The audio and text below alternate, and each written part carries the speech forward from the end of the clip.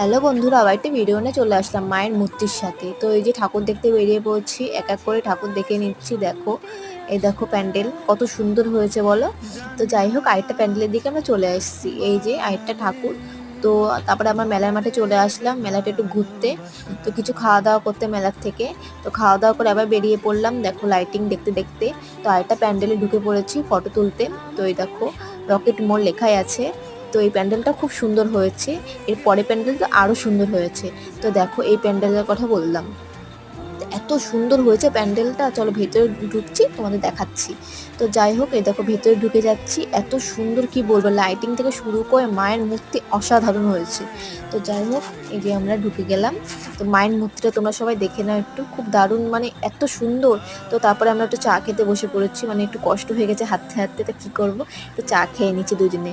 তো যাই হোক, চাটা খাওয়ার পর এবার আমরা বেরিয়ে পড়বো আরেকটি ঠাকুর দেখতে।